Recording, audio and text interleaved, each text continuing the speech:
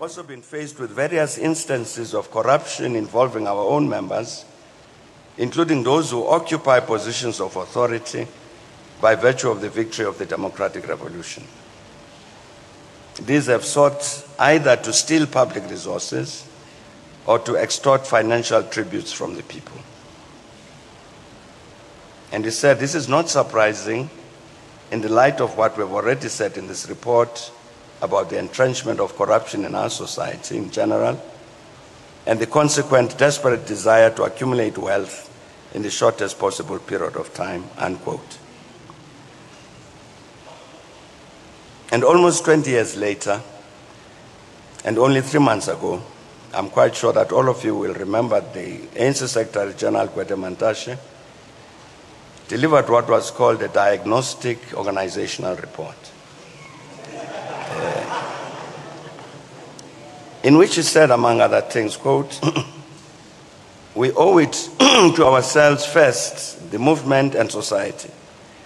to analyze in detail the implications of a liberation movement that has ascended to power and therefore controls huge resources. Being in power is rapidly becoming a source of political bankruptcy, in that members of the ANC fight for deployment either as councillors, MPLs and MPs, respectively, as if there is no tomorrow." And he said the use of money to buy votes or elections in the party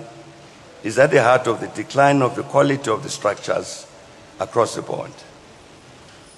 Money has replaced consciousness as a basis for being elected into leadership positions at all levels of the organization. And he said the ethical behavior of leaders is no longer an issue, as it has been replaced by status.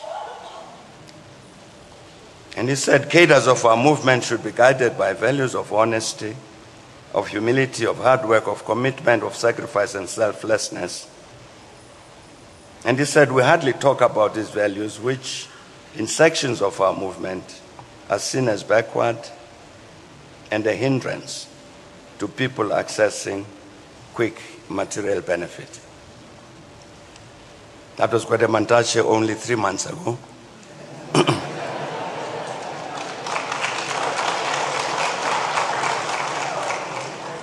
And in the 1997 political report, as I've cited,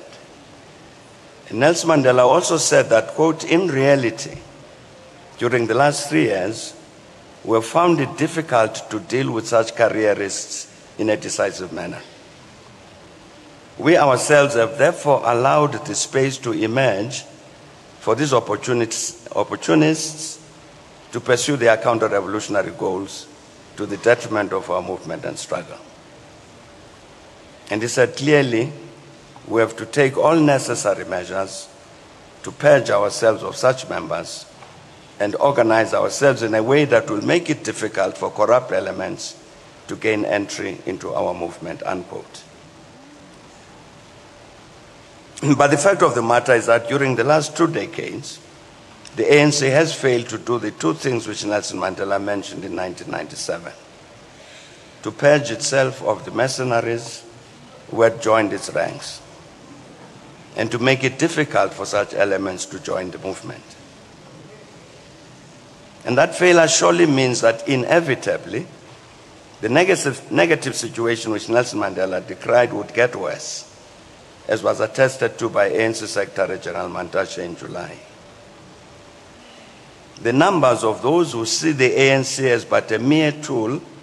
to access political power and corruptly acquired wealth would increase. In the end, it was inevitable that this would result in the transformation of quantity into a new element, a transformation from quantity into quality in this way. What was and was seen to be abnormal 20 years ago in 1997 would become the norm by 2017. Hence, the observation made by Secretary General Mantashe Mandashe concerning fight for deployment among ANC members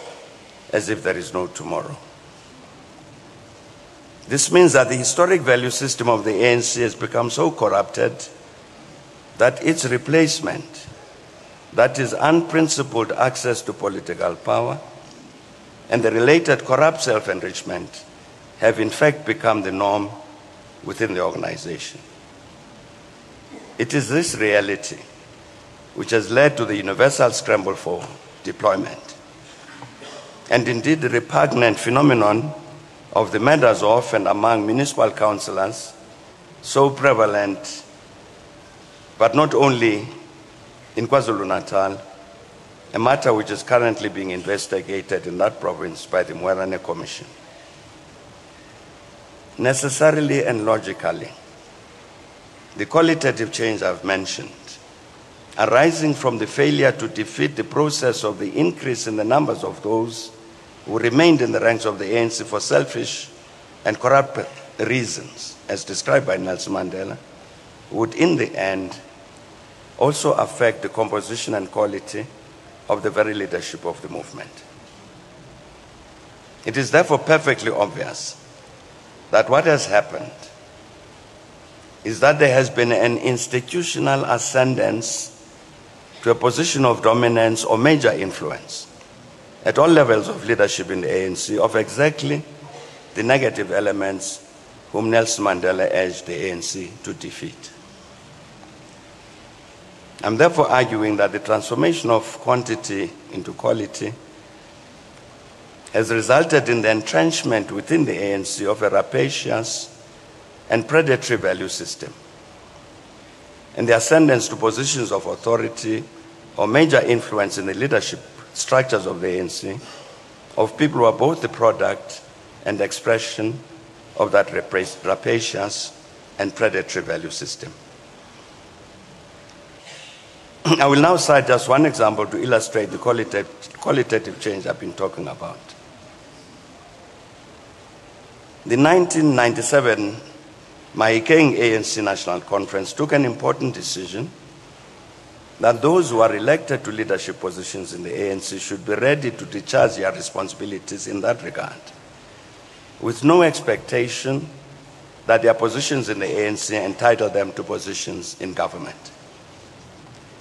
It was therefore decided that ANC candidates for the position of provincial premier should be selected in the same manner as the national ministers, with no requirement that the provincial chair of the ANC would necessarily become the premier. But in the run-up to the 2007 Polokwane ANC National Conference, a spurious argument emerged within the ANC about a non-existent problem of two centers of power, so-called.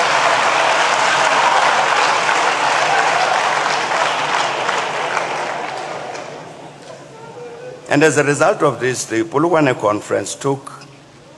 the diametrically opposed position to the Mahikeng Conference. It now said, instead, that any person elected as president of the ANC would be the ANC candidate for the position of president of the Republic.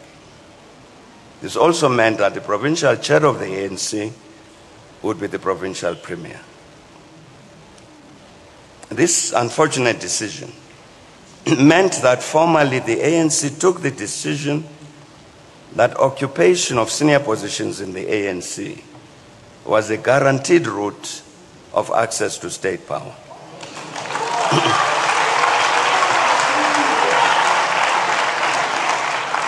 Exactly the kind of understanding which the movement had sought to discourage among the membership as a whole. The negative situation I've sought to describe, according to which, particularly as a governing party, allows itself to behave according to a rapacious value system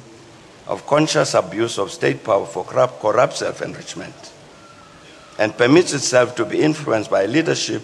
informed by that value system, necessarily produces certain systemic consequences. And among these are the corruption and weakening of the ANC and the rest of the progressive movement. The corruption and weakening of the institutions of the democratic state, the undermining of the precepts and practices of our constitutional democracy,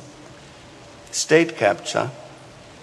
failure to achieve significant advances with regard to achieving the goal of a better life for all, and virtual abandonment of the historic Pan-Africanist perspective of the ANC. To emphasize how dangerous these inevitable outcomes are, I can well imagine how much those are now rejoicing who were the diehards who belonged to the apartheid system and who never fully accepted that ours should become a non-racial democracy.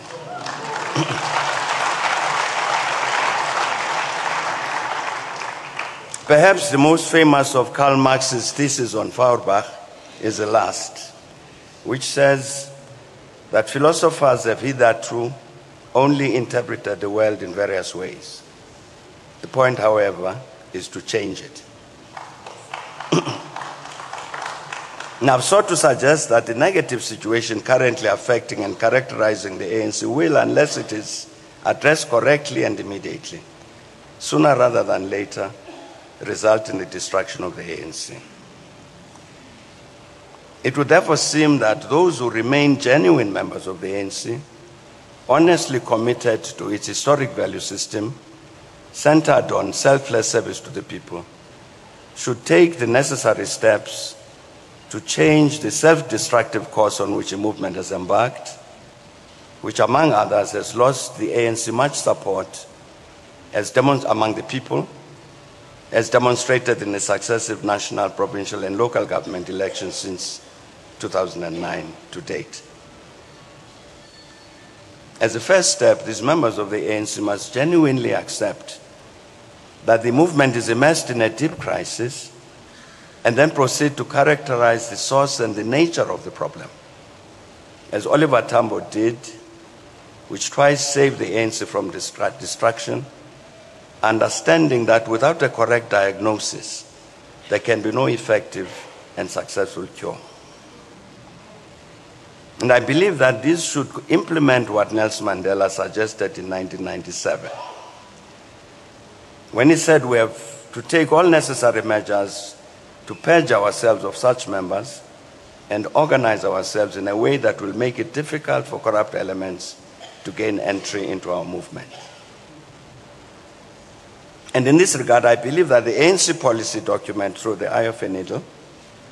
the ANC oath, which is in its constitution, the values stated by A.B. Xuma and accepted and implemented by OR Tambo and others since the 1940s, and the conduct of lifestyle audits would help to determine exactly who is a genuine member of the ANC.